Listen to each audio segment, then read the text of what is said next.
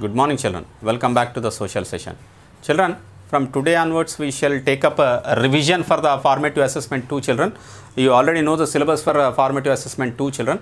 The national movement in India, that is partition and independence from 1939 to 1947. Second is making of India's constitution. And third is election process in India. These are the three units which you are going to face in formative assessment 2, children. So under the revision, today I take up the national movement, that is a partition and independence from 1939 to 1947. Let me quickly recapitulate what we have seen under this one, children. So under this we have seen a series of activities, right from who represents India to Pakistan resolution, and then the partition of India, and after the partition also there was a challenge of princely states merging into the country. So these all activities, these all series of events we have seen. The British were not willing to give complete freedom to India even during the World War II also, and without asking for India's permission, they have decided that India also will participate in World War II on behalf of Britain. So this has made us to anger against the British officers, and most of the legislative councils which got, most of the provinces which had the which had the Congress Prime Minister resigned from their post in 1939. So there were elections in 1937, of course. Even though in 1937 there were elections, very few people have the right to elect, and that too 1% of the people in the country has the right to vote. So the Congress was also put under the scanning that they doesn't represent all the people of the country, and Muslim League has become a very powerful force in the strategy of the Britishers to divide and rule. So under that strategy, they started encouraging the Muslim League, under which Muhammad Ali Jinnah became more active in mass politics. So Muslim League was actually founded in 1906 by the landlords of Uttar Pradesh, but later it has become one of the powerful force which can mobilize the Muslim population on the basis of religion. So on the same issue, there was a Hindu political parties which have emerged, Hindu Mahasabha and RSS.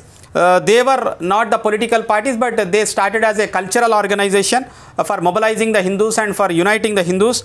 And these organizations wished to unite all the Hindus to overcome the divisions of the caste system which had divided the Hindus into different castes. And many congressmen were also impressed with the activities of these organizations, and they were members of the Hindu Mahasabha, and they were also members of the Congress. The Congress tried to create a very secular understanding among its party members, and before they can become the members of the Hindu Mahasabha, and they can become the members of the Congress. But the league members, you cannot become the member of the league and the member of the Congress. They have abolished that one. Okay, they have restricted that, due to which even Congress was forced to cut down the membership of the Hindu Mahasabha. And later, the Pakistan resolution has been passed in 1940, which we famously call it as a Pakistan resolution.